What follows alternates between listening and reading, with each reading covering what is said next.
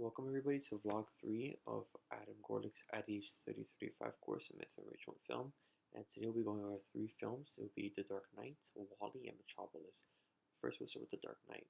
The Dark Knight really focuses upon a man named Bruce Wayne whose parents are killed and ends up becoming a symbol of justice for the city of Gotham. Basically what happens is it's a lot of a tragedy that happens early on in his life, and he develops into this alter ego, otherwise known as Batman, and this is where the myth of Batman is really created.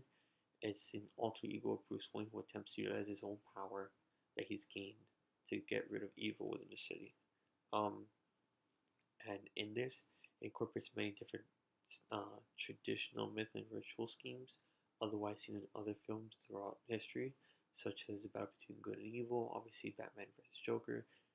There's also some other really interesting ideas, which is Batman wearing full black clothing, which is usually symbolic of something negative or death or something of that nature. And I think it really shows where his future lies.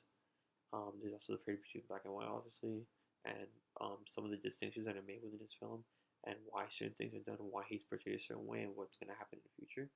And it's between justice and vengeance. When is justice become vengeance, and when does it become unclear as to where his goals are?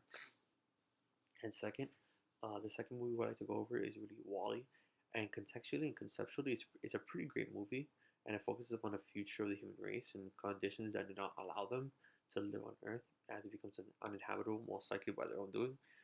Many forms of myth and ritual really derive from this film, such as humans being slaves to technology.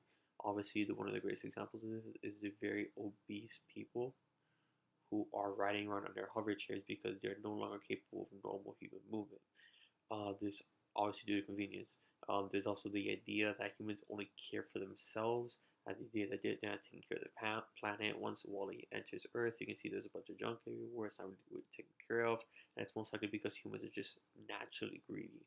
And this goes on to the next idea, which is selfishness destroys home, and materialism will almost always supersede quality of life. And in many cases, this is changing during the real world, but in this film, it really does emphasize that we take materialistic things too seriously sometimes. Next is interesting concepts of love between two machines.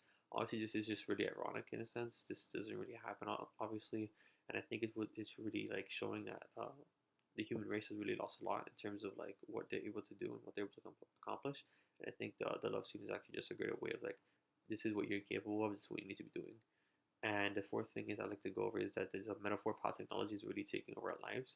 And I think this film really captured one of the biggest issues seen within the world today, which is that technology is really taking too much of our time.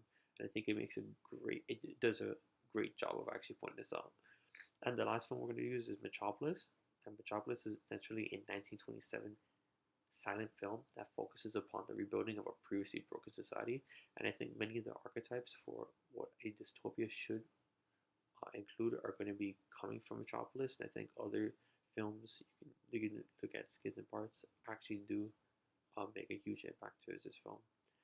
Second is that the world is really rebuilt by the rich, which have the highest power. And I think this is one of the biggest myths even seen today. And I think it's one of the biggest criticisms of society today is that it's the myth and the idea that those with capital or money always have the most power. They're able to do the most things because obviously if they have the money, then they have resources to do things, and that's when it gives them independence. Rather than somebody who doesn't have all those resources but still wants to do something. Just also a lot of ideas of rebirth and reincarnation, seen in the emergence of the flood that transforms a society. And many times the actions are foretold within a film. Maybe sometimes captions show up too quickly, or certain things happen, and there's certain scenes that really foretell, oh, something's gonna happen, something's bad's gonna happen, something's good's gonna happen. You're waiting for something, and it really gives you a sense of foreshadowing for future events. Um, for the most part, this is really my synopsis for the 3 films seen in Vlog 3. I hope you guys have a great day.